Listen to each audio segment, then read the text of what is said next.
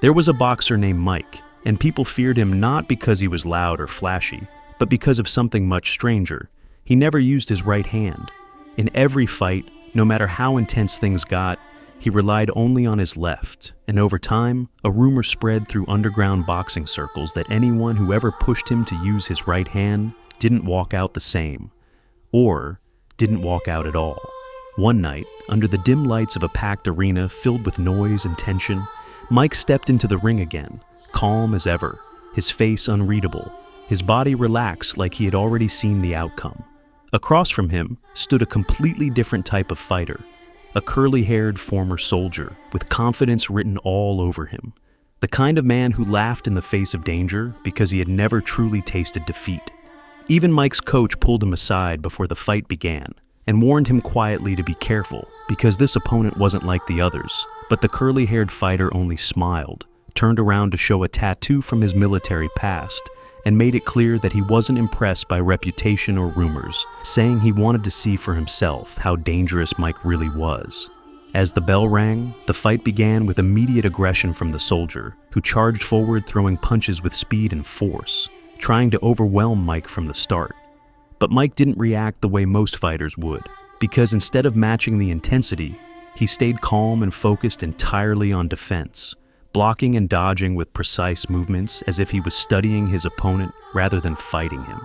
The crowd started getting restless, and the soldier grew even more confident, believing Mike was either scared or outmatched. And that's when it happened, because in a brief moment where everything seemed still, Mike moved and delivered a single left hook, so clean and powerful that the soldier dropped instantly to the ground, and the entire arena fell silent. After a few seconds, the soldier managed to get back on his feet, but instead of showing fear, he laughed, using arrogance as a shield to hide the shock, and began provoking Mike, trying to bait him into attacking recklessly, so he could counter and maybe force out that mysterious right hand everyone talked about.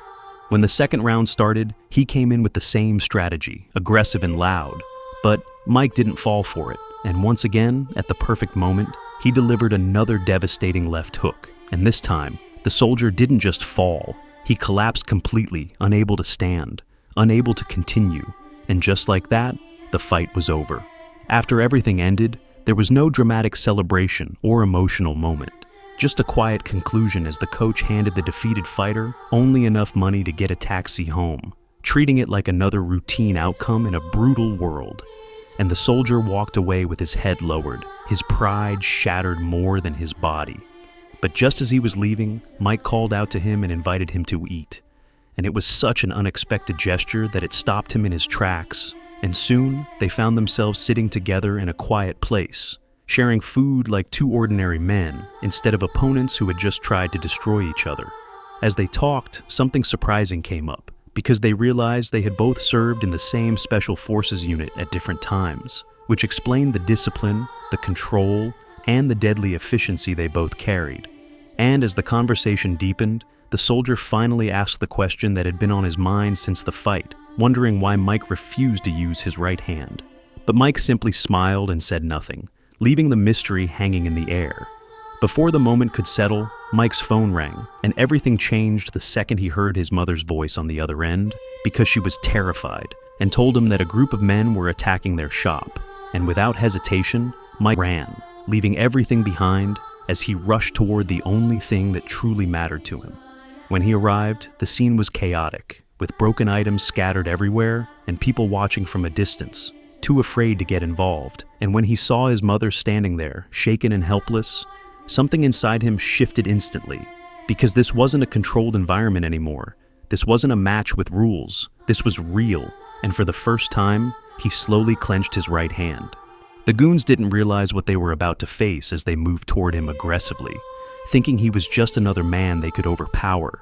But the moment Mike started moving, everything changed, because his fighting style transformed completely, losing the patience and restraint he showed in the ring, and replacing it with raw, overwhelming force.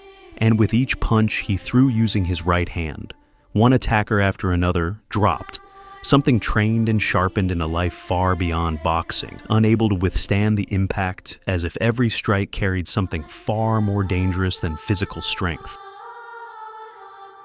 Within moments, it was over.